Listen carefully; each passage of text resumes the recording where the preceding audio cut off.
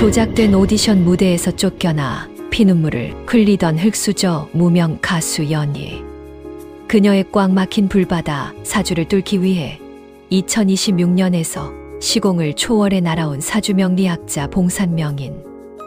남산의 차가운 새벽 약수와 흑돼지 수육의 기막힌 오행 처방으로 펄펄 끓는 대기실의 음모를 박살내고 마침내 애절한 칠갑산의 눈물로 패자부활전을 뒤집으며 결승 진출이라는 기적을 이뤄냈건만 우승을 빼앗길 위기에 처한 야쿠자 카르텔은 칠흑 같은 밤 가장 비열하고 극악무도한 무리수를 던지고 만다. 명동의 눈물 도로또 구원자 제2편. 핏빛으로 물든 잔혹한 결승전의 막이 지금 오릅니다. 제2편 1분 앞 지렌도로또 여신. 명동 구락부를 뒤흔든 환호성이 잦아들고 깊은 밤이 찾아왔습니다. 패자부활전에서 기적 같은 승리를 거둔 연희의 발걸음은 그 어느 때보다 가벼웠습니다.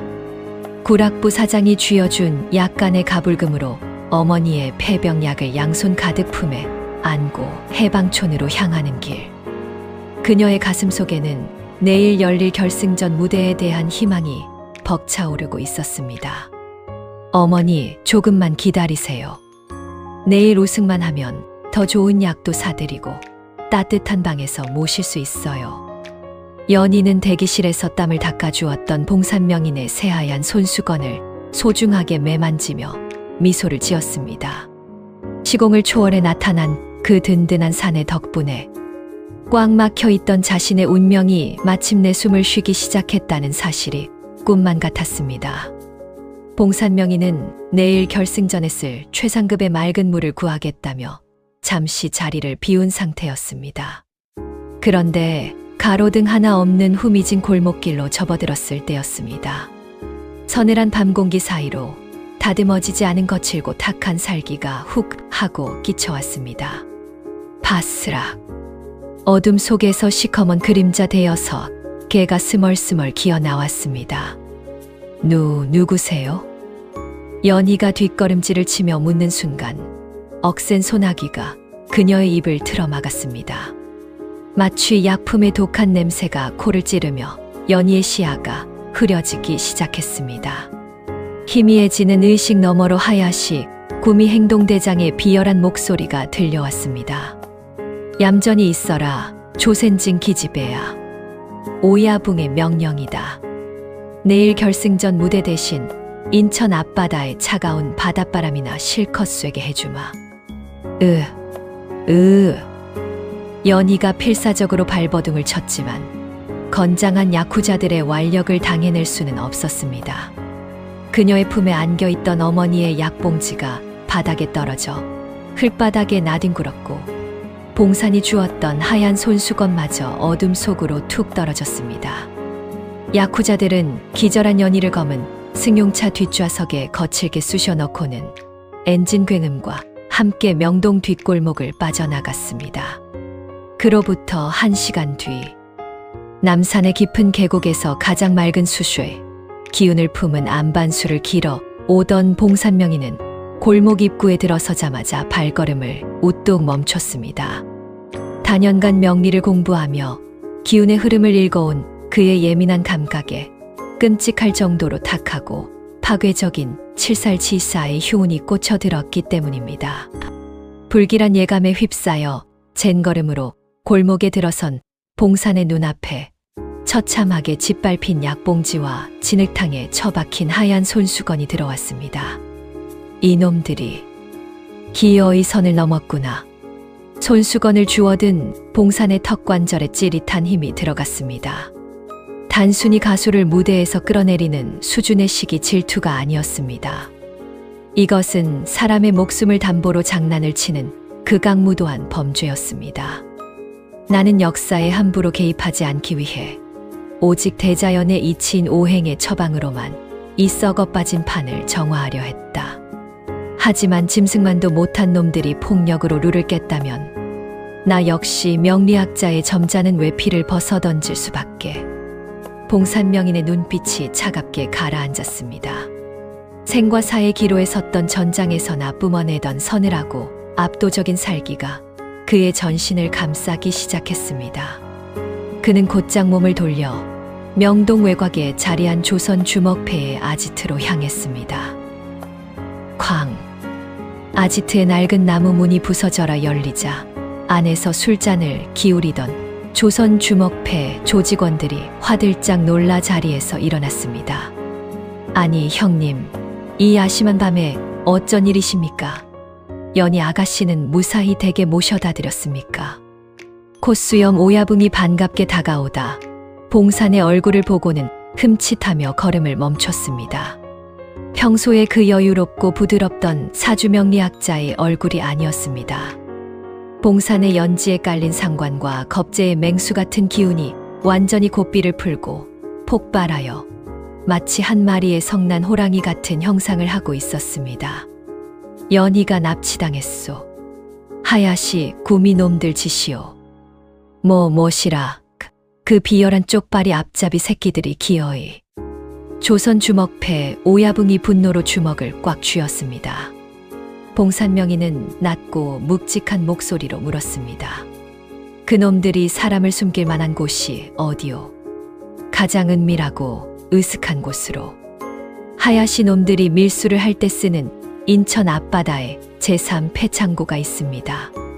경찰들도 함부로 손을 대지 못하는 그놈들의 진짜 소굴입쇼. 하지만 형님, 그곳은 하야시의 정의의 칼잡이들이 득식을 거리는 사지스디입니다. 아무리 형님의 무예가 뛰어나도 우리 인원만으로는 사지, 내 사람의 숨통을 조이는 놈들에게 진짜 사지가 어떤 곳인지 오늘 밤 내 두 주먹으로 똑똑히 보여주겠소. 앞장서시오. 봉산명인의 압도적인 기백에 짓눌린 조선 주먹패 오야붕은 침을 꿀꺽 삼키며 고개를 끄덕였습니다. 1938년의 칠 같은 밤, 쇠파이프와 강목으로 무장한 조선 주먹패와 분노로 이성을 불태우는 사주명리학자가 인천 앞바다를 향해 질주하기 시작했습니다. 같은 시각 인천 앞바다의 눅눅하고 곰팡내 나는 폐창관, 천장에 매달린 희미한 백열전구 아래 연희가 밧줄에 꽁꽁 묶인 채 차가운 시멘트 바닥에 쓰러져 있었습니다. 마취에서 깨어난 연희가 고통스럽게 기침을 하자 그 앞을 지키고 서 있던 하야시, 오야붕과 미자가 비열한 웃음을 터뜨렸습니다. 어머, 우리 명창 아가씨 일어나셨네. 칠갑산 고개를 그렇게 처량하게 넘더니 결국 종착지는 인천의 쥐구멍이었어. 미자가 구두굽으로 연희의 어깨를 툭툭 치며 조롱했습니다. 왜 이러는 거예요? 내일 결승전에서 정정당당하게 겨루면 되잖아요. 연희가 떨리는 목소리로 항변하자 하야시가 피우던 시가 연기를 연희의 얼굴에 확 내뿜었습니다. 정정당당, 길거리에서 삭바느질이나 하던 고아년이 감히 어느 안전이라고 정정당당을 입에 올려. 내년에 그 역겨운 목소리가 우리 미자의 앞길을 가로막는 걸 내가 살려둘 것 같으냐? 결승전이 끝날 때까지 이 창고에 처박아두고 물 한 모금 주지 마라. 아주 목구멍이 찢어져서 다신 노래를 부르지 못하게 만들어주마. 연희의 눈에서 절망의 눈물이 흘러내렸습니다. 차가운 바닥의 한기가 뼛속까지 스며들며 다시금 목이 턱턱 막혀오기 시작했습니다. 선생님, 봉산 선생님. 그녀가 마음속으로 간절하게 단 하나의 이름을 부르짖던 바로 그 순간이었습니다. 쾅! 폐창고의 거대한 철문이 끔찍한 굉음과 함께 통째로 뜯겨 나갔습니다. 녹슨 철문이 허공을 날아창고 바닥에 처박히며 뿌연 먼지구름이 일었습니다. 무슨 일이야? 하야시와 미자가 기겁하며 뒤로 물러섰고 창고를 지키고 있던 수십 명의 야쿠자 칼잡이들이 일제히 무기를 빼들었습니다. 먼지구름이 서서히 걷히고 부서진 문턱 너머로 차가운 달빛이 쏟아져 들어왔습니다. 달빛을 등지고 선 거대한 실루엣. 2026년에서 날아온 사주명리학자 봉산명인이 두 주먹을 꽉 쥔 채 서늘한 눈빛으로 창고 안을 노려보고 있었습니다. 그 뒤로는 결의에 찬 조선 주먹패 조직원들이 무기를 들고 도열해 있었습니다. 봉산명인의 시선이 바닥에 묶여있는 연희에게 닿았습니다. 그녀의 창백한 얼굴과 상처 입은 모습을 확인한 순간 봉산의 이성을 붙잡고 있던 마지막 끈이 툭 하고 끊어졌습니다. 어딜 감히 썩은 돈에 놀아나는 근본 없는 것들이 사람의 목숨을 쥐고 흔드느냐. 오늘 이 자리에서 내 놈들의 그 더러운 명운을 모조리 끊어주마. 봉산명인이 짐승처럼 낮게 으르렁거리며 창고 안으로 뚜벅뚜벅 걸어 들어왔습니다. 명동의 눈물, 피 끓는 복수극의 서막이 마침내 올랐습니다. 결승전을 코앞에 두고 비열하게 납치된 연희. 그리고 1편의 짜릿한 승리를 뒤로하고 마침내 분노의 고삐를 풀고 야쿠자의 소굴로 쳐들어간 봉산명인의 서늘한 등장, 어떻게 들으셨나요?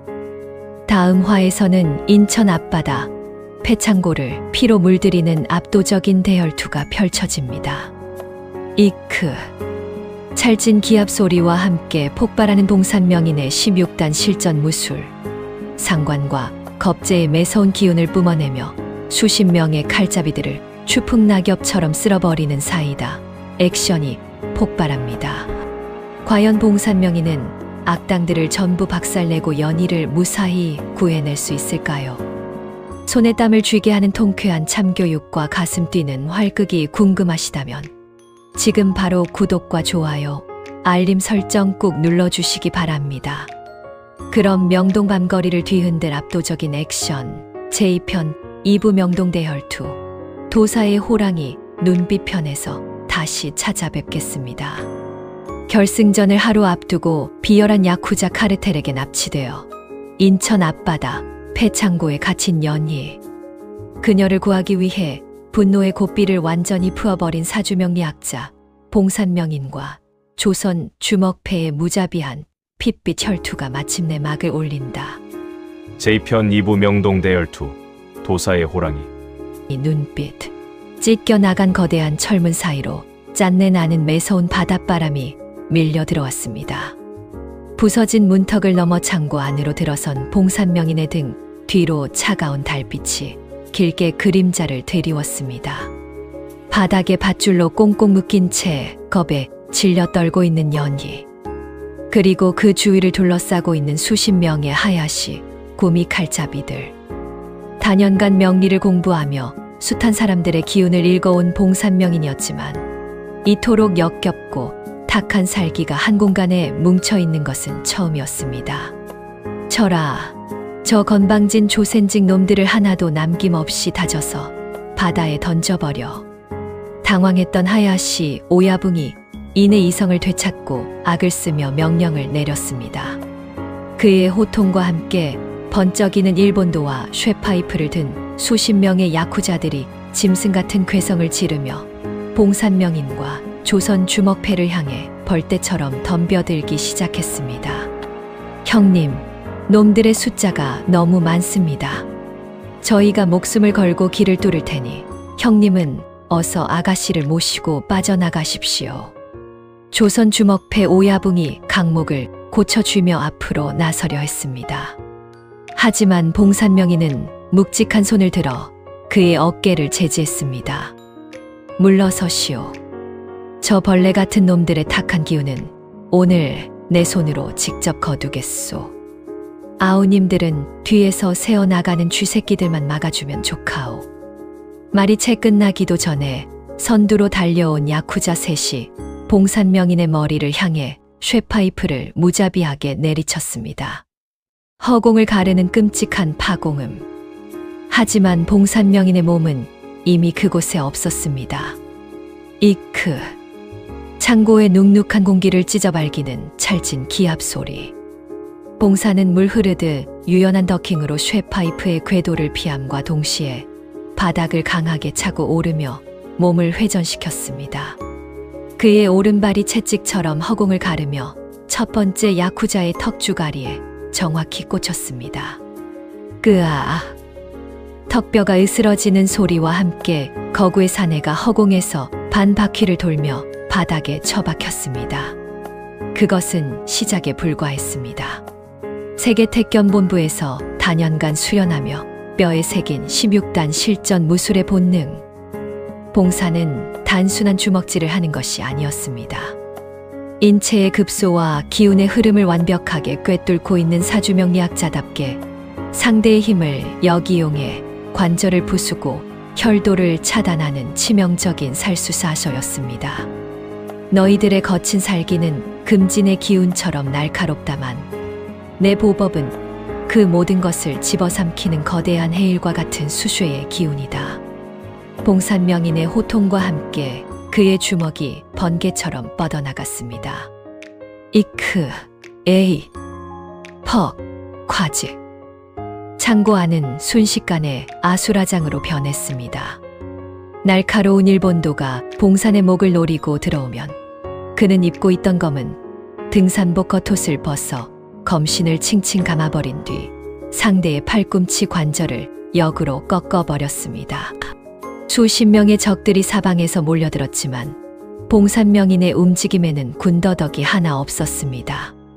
오히려 적들이 많아질수록 그의 연지에 깔린 상관과 겁제의 맹수 같은 기운은 더욱 맹렬하게 타오르며 압도적인 호랑이의 눈빛을 뿜어내고 있었습니다. 괴물이다. 저놈은 사람이 아니야. 동료들이 추풍낙엽처럼 픽픽 쓰러지자 기세등등하던 야쿠자들의 눈빛에 공포가 서리기 시작했습니다. 맨주먹 하나로 무장한 수십 명의 칼잡이들을 압도하는 봉산명인의 모습은 그야말로 전설 속에 등장하는 무신무션의 강림과도 같았습니다. 뒤에서 대기하던 조선 주먹패 조직원들조차 입을 떡 벌린 채 그 경이로운 액션 활극을 넋을 잃고 바라보았습니다. 오야붕, 이대로 가다간 우리 다 죽습니다. 사색이 된 미자가 하야시의 소매를 붙잡고 벌벌 떨었습니다. 자신의 정의의 부대가 단 한 명의 사내에게 처참하게 짓밟히는 것을 본 하야시의 눈에 도끼가 서렸습니다. 이대로 당할 수만은 없었습니다. 멍청한 놈들, 뭐들 하는 거냐? 칼로 안 되면 불을 질러라. 어차피 버릴 창고다. 저 조센직 놈들을 모조리 태워 죽여버려. 하야시의 발악적인 명령에 뒤로 물러서던 야쿠자 하나가 창고 구석에 쌓여있던 석유통을 발로 걷어차 엎어버렸습니다. 검은 석유가 바닥을 타고 순식간에 쏟아져 내렸고 또 다른 야쿠자가 벽에 걸려있던 백열전구를 깨뜨려 스파크를 일으켰습니다. 화르르. 시멘트 바닥을 타고 맹렬한 불길이 치솟아 올랐습니다. 한여름 대기실의 열기와는 비교도 할 수 없는 진짜 핏빛의 화호 기운이 창고 전체를 집어삼키기 시작했습니다. 검은 매연과 독한 연기가 순식간에 좁은 창고 안을 가득 채웠습니다. 콜록, 서 선생님. 바닥에 묶인 채 짙은 연기를 정면으로 뒤집어 쓴 연희가 고통스러운 기침을 토해냈습니다. 남산의 새벽 약수와 흑돼지 수육으로 애써 채워 넣었던 단전의 수분이 독한 연기와 화기에 의해 순식간에 증발하며 그녀의 연약한 성대를 무자비하게 긁어내고 있었습니다. 그녀의 처절한 기침 소리를 들은 봉산명인의 두 눈이 무섭게 번뜩였습니다. 이 비열한 쓰레기 새끼들, 기어이 무고한 사람의 숨통을 끊으려 드는 것이냐? 불길을 뚫고 솟구쳐 오른 봉산명인이 단숨에 하야시, 오야붕의 코앞까지 날아들었습니다.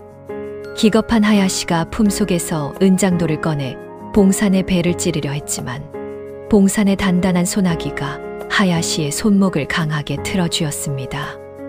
우두두. 크아악. 하야시의 손목뼈가 부서지는 끔찍한 소리가 창고 안을 울렸습니다. 봉산명인은 자비 없이 하야시의 멱살을 틀어쥐고는 불타오르는 기둥을 향해 그의 거구를 짐승처럼 내동댕이 쳐버렸습니다. 명동 밤거리를 공포로 지배하던 절대 악이 시공을 초월해 나타난 명리학자의 주먹 단 한 방에 처참하게 무너져 내리는 순간이었습니다. 히익, 사람 살려. 옆에서 그 광경을 지켜보던 미자는 바닥에 털썩 주저앉아 노란 물을 지리며 비명을 질렀습니다. 하지만 봉산명인은 그녀에게 시선조차 주지 않았습니다. 그의 온 신경은 오직 짙은 연기 속에서 사그라져가는 연희에게만 향해 있었습니다. 연희 아가씨. 봉사는 주변에 남은 야쿠자들을 단숨에 걷어차 버리고는 연희의 곁으로 미끄러지듯 다가갔습니다. 그는 재빨리 품에서 칼을 꺼내 그녀를 올가매고 있던 굵은 밧줄을 끊어냈습니다. 생님. 연희의 몸은 이미 불덩이처럼 뜨거웠고 그녀의 목소리는 독한 연기에 상해 종이장처럼 바스라져 있었습니다. 그녀의 하얀 원피스는 흙먼지와 그을음으로 엉망이 되어 있었고 밧줄에 쓸린 연약한 손목에서는 붉은 피가 배어 나오고 있었습니다. 늦어서 죄송합니다. 제가 너무 늦었습니다. 봉산명인의 단단한 음성이 미세하게 떨리고 있었습니다. 그는 기절하기 직전인 연희의 몸을 자신의 넓은 품에 번쩍 안아들었습니다. 형님, 창고 지붕이 무너져 내립니다. 어서 빠져나가야 합니다.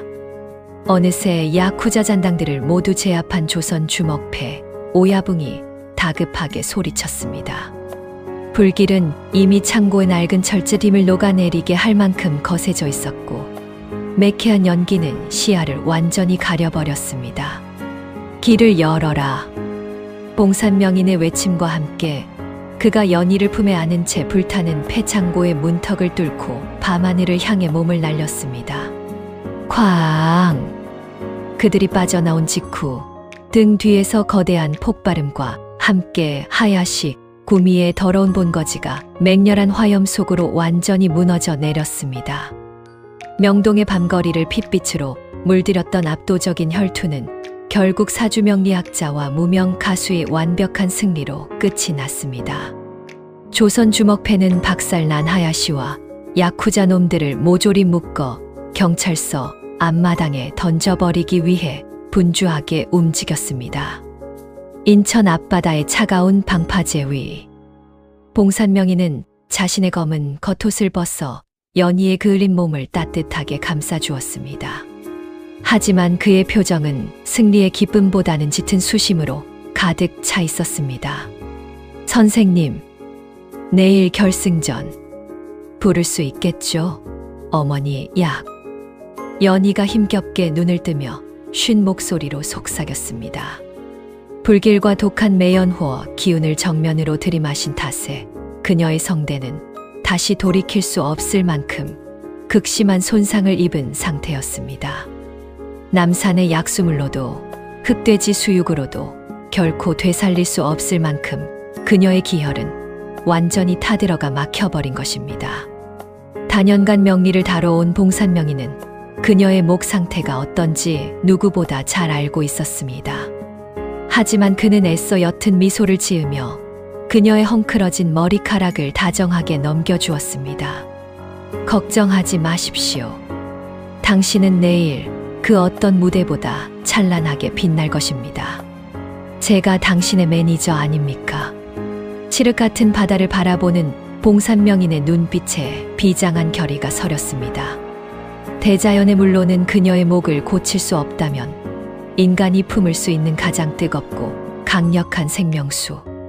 바로 자신의 붉은 피를 내어주어서라도 그녀의 막힌 기운을 뚫어내겠노라고 맹세하는 슬프고도 위대한 호랑이의 눈빛이었습니다.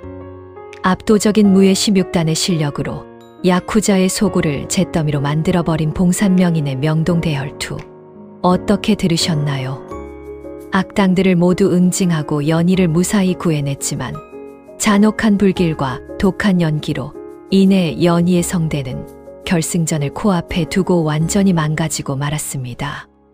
다음 화에서는 대망의 결승전 무대가 펼쳐집니다. 하지만 목소리를 잃은 연희를 위해 봉산명인이 상상조차 하지 못한 극단적인 처방을 내리게 되는데요. 바로 자신의 손바닥을 베어 가장 강력한 생명수인 핏방울을 연희의 입술에 발라 막힌 기혈을 뚫어내는 애틋하고도 충격적인 의식입니다. 상처 입은 두 사람 사이에 폭발하는 진한 로맨스와 빗소리를 뚫고 울려 퍼지는 기적의 생목 도롯도, 그리고 다가오는 가슴 시린 이별의 예감까지. 명동의 눈물, 그 대단원을 향해 달려가는 절정의 이야기가 궁금하시다면 지금 바로 구독과 좋아요, 알림 설정 꾹 눌러주시기 바랍니다. 그럼 눈물 없이 볼 수 없는 다음화, 제2편 3부 핏빛 생명수와 찢어진 드레스 편에서 다시 찾아뵙겠습니다. 야쿠자의 끔찍한 불길 속에서 목숨을 건진 연희. 하지만 독한 매연의 성대가 망가져버린 절망적인 결승전 아침, 사주명리학자 봉산명인이 자신의 피를 내어주는 가장 애틋하고도 충격적인 처방을 결심한다. 제2편 3부 핏빛 생명수와 찢어진 드레스. 제1회 전국 팔도 미녀 도롯도 선발전의 대망의 결승전이 열리는 명동 구락부의 대기실. 바깥에서는 우승자를 가리기 위해 몰려든 수많은 관객의 열기로 함성이 끊이지 않았지만 연희가 머무는 좁은 대기실 안에는 숨막히는 적막과 짙은 절망만이 맴돌고 있었습니다. 쿨럭, 컥. 거울 앞에 앉은 연희가 억지로 소리를 쥐어짜 보았지만 입 밖으로 튀어나오는 것은 바람 빠진 풍선처럼 흉측하게 갈라진 쇳소리뿐이었습니다. 어젯밤 폐창고에 갇혀 들이마신 독한 매연과 화염의 열기.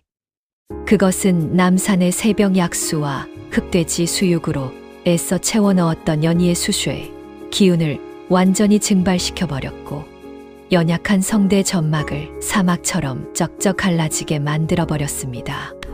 선생님, 어떡하죠?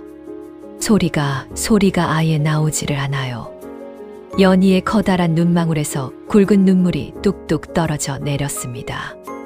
엎친 데 덮친 격으로 그녀가 입고 있는 하나뿐인 무대 의상인 하얀 원피스마저 어젯밤 납치 과정에서 진흙탕에 구르고 불길에 그을려 치맛자락이 처참하게 찢겨 있었습니다.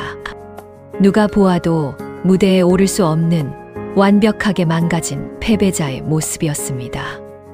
우리 엄마 약값. 내가 여기서 우승을 못하면 우리 엄마는 진짜 죽는데. 내가 이 무대에 오르려고 그 모진 수모를 다 견뎠는데. 두 손에 얼굴을 파묻고 오열하는 연희를 바라보며 봉산명인은 굳게 담은 입술을 깨물었습니다.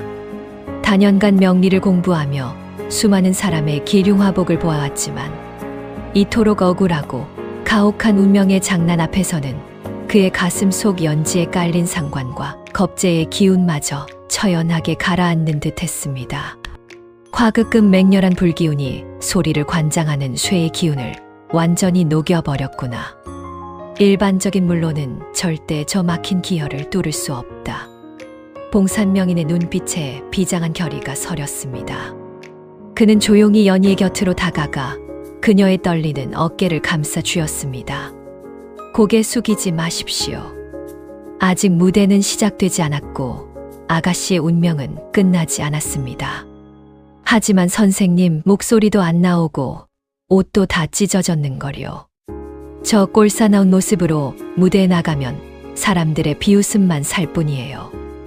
옷이 찢어졌다면 그 찢어진 운명을 예술로 바꾸면 그만입니다. 봉산명인은 주저없이 무릎을 꿇고 앉아 지늘기 묻고 처참하게 찢겨나간 연희의 원피스 밑단을 두 손으로 강하게 움켜쥐었습니다. 지지지. 선생님. 연희가 놀라 비명을 질렀지만 봉사는 거침이 없었습니다.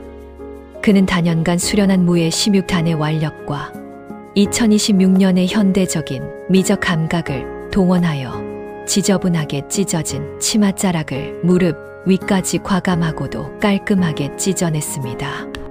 치렁치렁하고 촌스러웠던 낡은 원피스가 순식간에 연희의 가녀리고 아름다운 다리선을 강조하는 파격적이고 세련된 비대칭 드레스로 탈바꿈하는 순간이었습니다. 이게 2026년에는 이런 언밸런스 컷이 가장 세련된 도화 타오화의 상징입니다. 낡은 과거를 끊어내고 새로운 매력을 폭발시키는 애군 타파의 풍수 인테리어이기도 하지요. 자, 옷은 해결되었습니다. 연희는 거울 속에 비친 자신의 모습을 믿을 수 없다는 듯 바라보았습니다. 비록 목소리는 잃었지만 거울 속의 여인은 더 이상 주눅든 고아 소녀가 아니라 고난을 뚫고 일어선 매혹적인 디바의 기운을 뿜어내고 있었습니다. 하지만 가장 치명적인 문제, 성대가 남아 있었습니다. 봉산명이는 천천히 자리에서 일어나 자신의 품속에서 작고 예리한 은장도를 꺼냈습니다. 어젯밤 하야시 오야붕을 제압할 때 빼앗아두었던 단검이었습니다. 선생님, 그 칼은 왜? 연희의 불안한 시선을 뒤로 한 채 봉산명이는 한치의 망설임도 없이 예리한 칼끝으로 자신의 왼쪽 손바닥을 깊게 그었습니다. 슥! 안 돼. 연희가 비명을 지르며 다가왔지만 봉산의 굳은 살 박인 커다란 손바닥에서는 이미 붉고 뜨거운 피가 꿀럭거리며 솟아나고 있었습니다. 명리학에서 피는 정열진시에, 즉 인간이 품을 수 있는 가장 뜨겁고 강력한 생명수쇼의 결정을 뜻합니다. 어설픈 약수 따위로는 아가씨의 뼛속까지 타들어간 화기를 잡을 수 없습니다. 오직 제 몸을 도는 이 펄펄 끓는 생명력만이 아가씨의 막힌 기혈을 단숨에 뚫어낼 수 있습니다. 봉산명이는 피가 흐르는 자신의 손바닥을 들어 굳어버린 연희의 붉은 입술 위로 조심스럽게 가져갔습니다. 비릿하지만 짐승처럼 뜨거운 사내에 피가 연희의 입술을 적시고 조심스레 벌어진 입안으로 흘러들어갔습니다. 꿀꺽. 연희의 목구멍으로 봉산에 피가 넘어가는 순간이었습니다. 사주에 수쇼가 없어 평생을 메말라 있던 연희의 불바다 사주에 시공을 초월해 날아온 한 사내의 맹렬한 생명력이 혈관을 타고 폭포수처럼 쏟아져 내리기 시작했습니다. 타들어가던 성대 점막에 기적처럼 윤기가 돌고 막혀있던 기의 통로가 뻥 뚫리며 온몸에 소름 돋는 전율이 일었습니다. 두 사람의 거리가 숨결이 닿을 만큼 가까워졌습니다. 연희의 눈물 젖은 눈동자에 자신을 위해 피까지 내어준 봉산명인의 애틋하고도 다정한 얼굴이 가득 담겼습니다. 이제 목소리가 나올 겁니다. 봉산이 창백해진 얼굴로 희미하게 미소 지으며 피 묻은 손을 거두려 하자 연희가 두 손으로 그의 크고 거친 손을 꽉 부여잡았습니다. 선생님, 왜 이렇게까지 저를? 당신의 노래가 세상을 구원할 진짜 명리민리니까요. 그때 대기실 밖에서 결승전의 시작을 알리는 팡파르가 장엄하게 울려 퍼졌습니다. 명동구락부 사회자의 들뜬 목소리가 스피커를 타고 흘러나왔습니다. 자, 기다리고 기다리셨던 제1회 전국 팔도 미녀 도로또 선발전의 대망의 결승전. 어젯밤 혜성처럼 등장해 객석을 눈물바다로 만들었던 기적의 주인공 연희 양의 무대입니다. 하야시 구미가 일망타진된 후 돈으로 매수되었던 심사위원들은 벌벌 떨며 공정한 심사를 약속한 상태였습니다.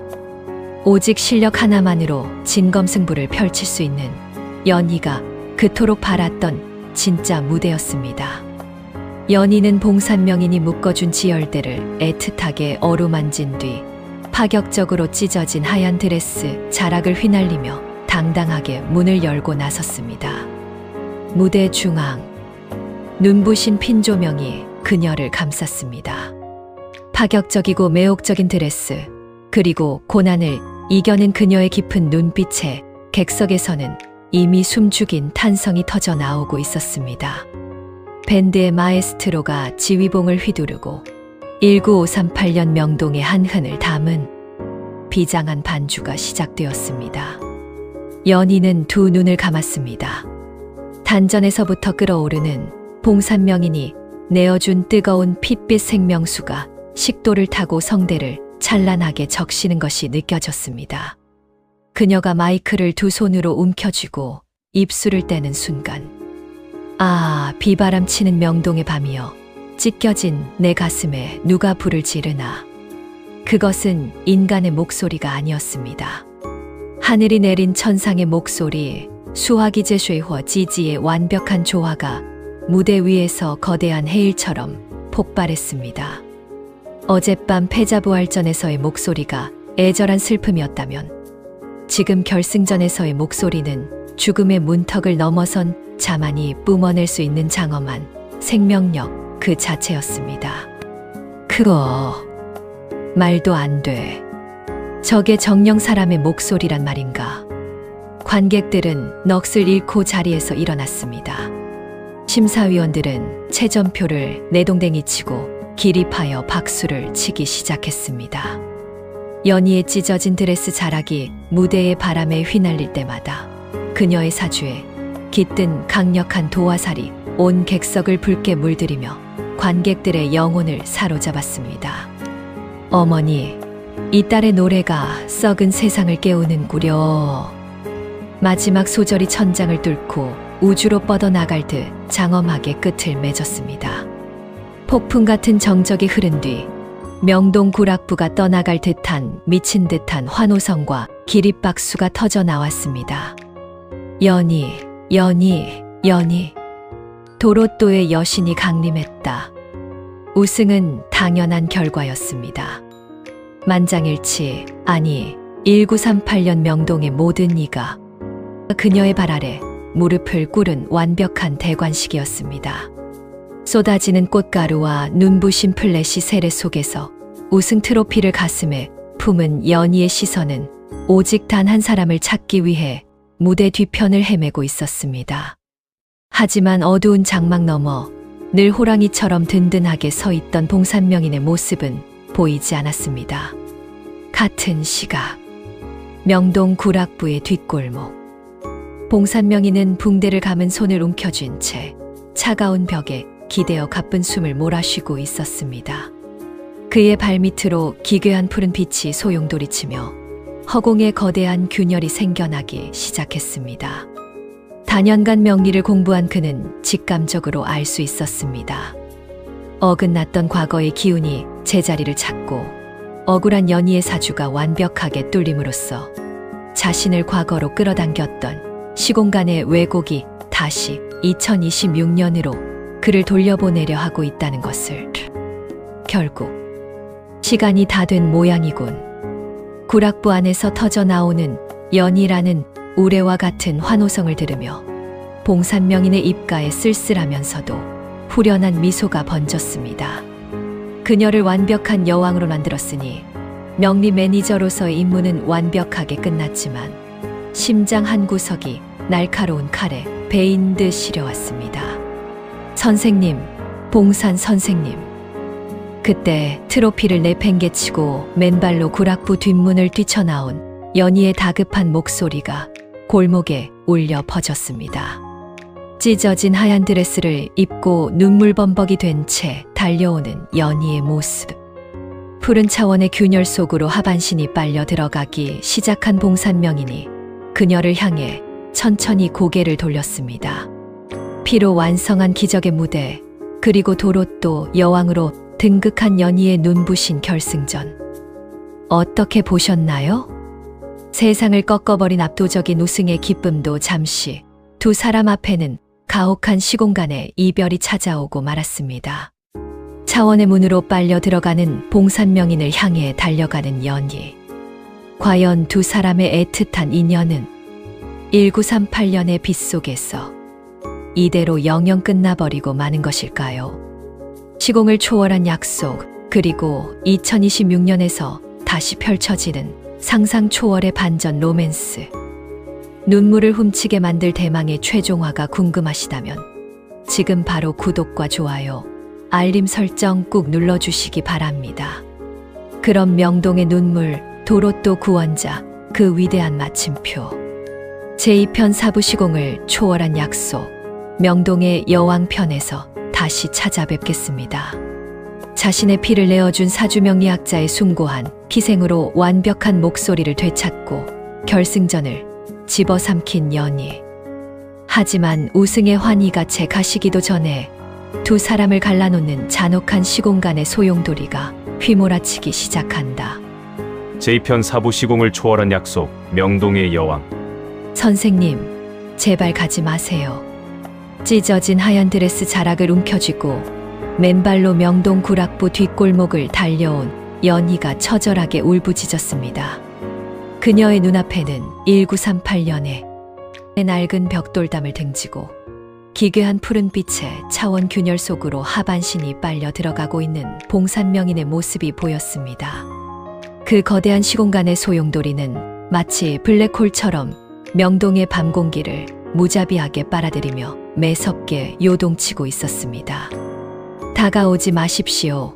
이 시공의 균열에 휩쓸리면 아가씨의 목숨마저 위험해집니다. 봉산명인이 남은 오른손을 뻗어 다급하게 소리쳤습니다. 그의 얼굴은 차원의 압력 때문인지 고통으로 일그러져 있었지만 연희를 바라보는 눈빛만큼은 그 어느 때보다 다정하고 애틋했습니다.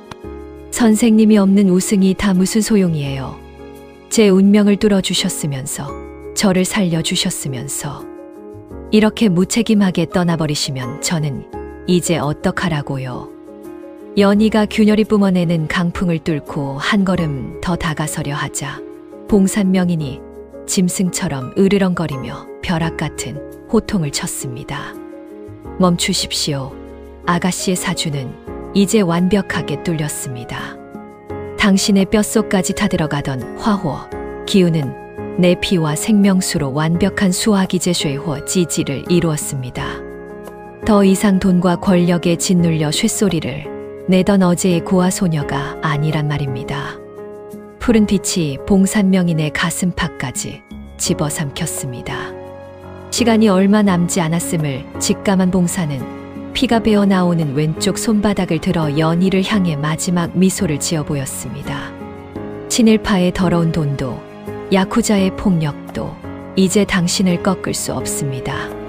스스로 운명을 개척하고 이 썩어 빠진 1938년의 조선을 당신의 목소리로 위로하는 진정한 도로또의 여왕이 되십시오.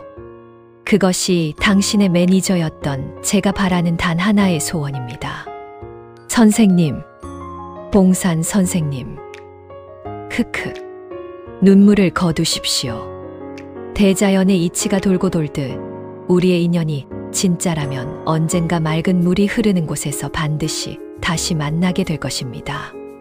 말을 마친 봉산명인은 자신의 손목에 차고 있던 2026년의 최신식 전자시계를 풀어 연희를 향해 힘껏 던졌습니다. 연희가 허공을 가르고 날아온 그 차가운 금속 시계를 두 손으로 소중하게 품에 안는 순간 쾅! 눈이 멀 듯한 엄청난 섬광과 함께 명동 뒷골목을 채우고 있던 푸른 차원의 균열이 흔적도 없이 사라져버렸습니다. 휘몰아치던 강풍도 골목을 울리던 사주명리학자의 든든한 목소리도 모두 신기루처럼 증발해버렸습니다. 오직 차가운 밤하늘에 떠있는 초승달만이 주저앉아 오열하는 연희의 어깨를 조용히 비추고 있을 뿐이었습니다. 기다릴게요. 100년이 걸려도 1000년이 걸려도 선생님이 주신 이 생명수 절대 헛되이 쓰지 않고 최고의 여왕이 되어서 기다릴게요. 연희는 봉산의 피가 묻은 손수건과 전자시계를 가슴에 꽉 품은 채 1938년 명동의 밤하늘을 향해 맹세했습니다. 그날 이후 역사는 완벽하게 뒤바뀌었습니다. 전국 8도 미녀 도로또 선발전에서 압도적인 실력으로 우승을 차지한 연희는 그 상금으로 어머니의 폐병을 완벽하게 치료했습니다. 그녀의 뒤에는 하야시 구미의 빈자리를 차지하고 명동의 합법적인 상인 연합으로 거듭난 조선 주먹패가 든든한 보디가드로 버티고 있었습니다. 연희는 1960년대와 70년대 대한민국 가요계를 완벽하게 평정하며 앨범 판매량 1위, 방송국 대상 석권이라는 전무후무한 기록을 세운 불멸의 도로또 여왕으로 군림했습니다. 하지만 그녀는 평생 독신을 고집했습니다. 수많은 재벌 총수와 당대의 톱스타들이 구애를 펼쳤지만 그녀의 심장에는 오직 칠흑 같은 밤, 자신을 위해 핏빛 생명수를 내어주었던 그 서늘하고도 다정한 호랑이 눈빛의 사내만이 자리하고 있었기 때문입니다. 그리고 시간이 흘러 2026년 서울. 으아아. 번쩍. 펑.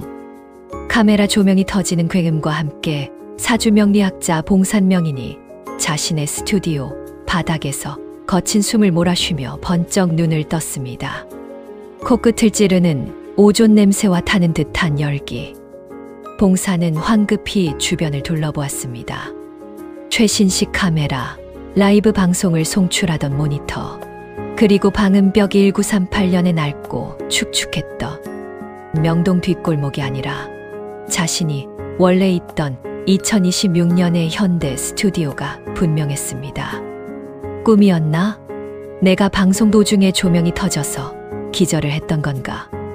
봉산명인이 혼란스러운 표정으로 이마에 땀을 닦아내려던 순간이었습니다. 그의 시선이 자신의 왼쪽 손바닥에 멈춰 섰습니다. 칼에 깊게 베인 듯한 길고 선명한 흉터. 분명 과거로 가기 전에는 없었던 상처였습니다. 봉산의 심장이 미친 듯이 뛰기 시작했습니다. 그것은 꿈이 아니었습니다. 1938년의 명동.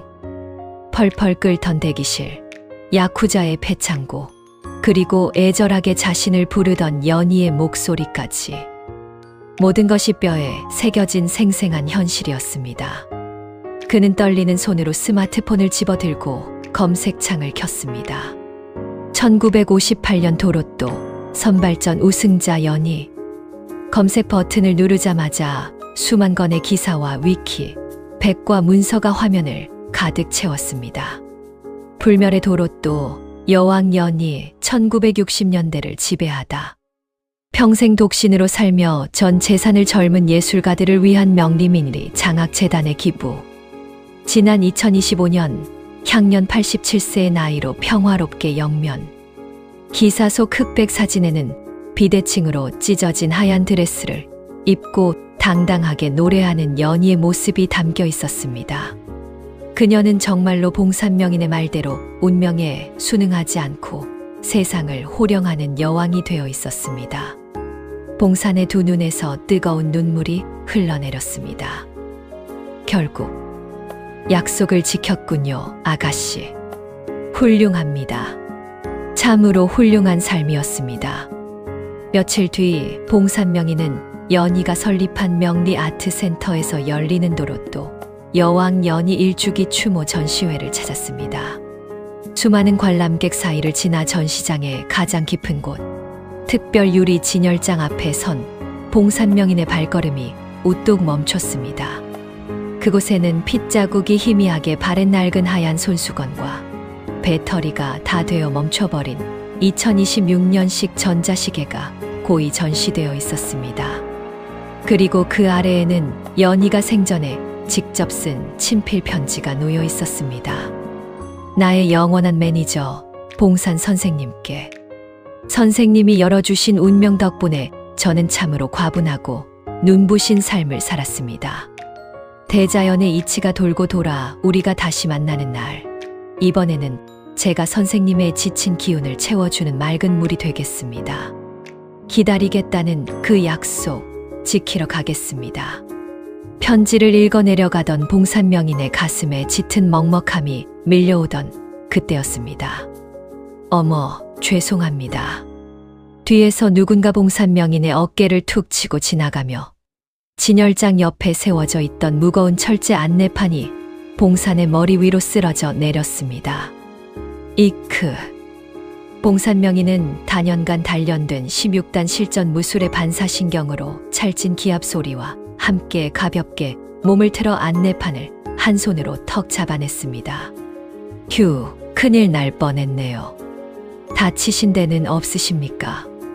봉산명인이 안내판을 똑바로 세우며 고개를 돌린 순간 그의 심장이 쿵 하고 바닥으로 떨어지는 듯한 엄청난 충격이 전신을 휩쓸고 지나갔습니다. 정말 죄송해요. 제가 오디션 결과 때문에 정신을 놓고 걷다가 그만. 어깨에 낡은 통기타를 메고 연신 고개를 숙이며 사과하는 젊은 여인. 커다란 눈망울과 애교스러운 입꼬리, 그리고 그녀의 얼굴 전체에 흐르는 거부할 수 없는 강력한 도화살의 기운. 1938년 명동 뒷골목에서 만났던 그 앳된 연희의 얼굴과 토씨 하나 틀리지 않고 완벽하게 똑같은 여인이 그곳에 서 있었습니다. 하지만 봉산명인을 더욱 놀라게 한 것은 그녀의 사주 기운이었습니다. 과거의 연희가 숨이 막힐 듯 메마른 불바다호의 사주였다면 지금 눈앞에 있는 이 여인의 기운은 마치 맑고 깊은 호수처럼 청아하고 촉촉한 수쉐의 기운을 완벽하게 품고 있었습니다. 과거의 빚을 갚기 위해 대자연의 이치가 그녀를 완벽한 생명수로 환생시켜 봉산의 눈앞에 데려다 놓은 것입니다. 저기, 얼굴에 뭐가 묻었나요? 왜 그렇게 빤히? 여인이 민망한 듯 얼굴을 붉히며 묻자 봉산명인은 넋을 잃고 멍하니 서 있다가 이내 실성한 사람처럼 환한 웃음을 터뜨렸습니다. 아닙니다. 제가 사람 보는 눈이 좀 기가 막혀서요. 보아하니 맑은 목소리를 타고나셨는데 오디션에서 자꾸 미끄러지는 모양이군요. 그걸 어떻게 아셨어요? 혹시 저를 아시나요? 아니면 유명한 점쟁이? 봉산명인은 여인의 말을 부드럽게 자르며 단연간 수많은 운명을 감정해 온 특유의 여유롭고 단단한 미소를 지어 보였습니다. 2026년의 현대적인 스튜디오 조명 아래서 시공을 초월한 두 사람의 운명의 톱니바퀴가 다시 한번 경쾌하게 맞물려 돌아가기 시작했습니다. 점쟁이가 아니라 대자연의 이치로 사람의 운명을 진단하고 처방하는 사주명리학자 봉산명인이라고 합니다. 봉산명인이 그녀를 향해 정중하게 손을 내밀었습니다. 당신이 이 시대 최고의 무대에 오를 때까지 제가 다시 한번 당신의 명리 매니저가 되어 드리겠습니다. 100년의 시간을 뛰어넘어 기적처럼 다시 만난 두 사람의 가슴 벅찬 재회, 어떻게 들으셨나요? 과거의 메마른 불바다 사주를 이겨내고 맑은 생명수로 환생한 연희, 그리고 그녀를 영원히 지키겠다고 맹세한 무예 16단 사주명리학자 봉산명인의 이야기는 여기서 아름다운 마침표를 찍습니다. 지금까지 명동의 눈물, 도로또 구원자를 사랑해 주신 청취자 여러분께 진심으로 감사드립니다.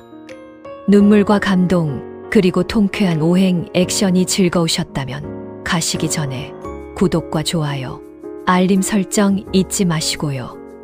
저는 다음번에도 여러분의 꽉 막힌 속을 시원하게 뚫어줄 새롭고 짜릿한 사주 명리 활극으로 다시 찾아뵙겠습니다. 감사합니다. 안내 말씀드립니다. 본 영상 조선팔도 미녀 도로또 노래자랑은 사주명리학의 오행 소재를 모티브로 한 창작 소설이자 판타지 활극입니다. 주인공의 사주풀이나 흑돼지 수육 같은 명리 풍수 처방은 도파민 터지는 사이다 전개를 위해 다소 과장되거나 극적으로 각색되었습니다. 실제 정통 명리학 이론과는 다를 수 있으니 답답한 속을 시원하게 뚫어주는 재미와 오락으로만 시청해주시면 감사하겠습니다.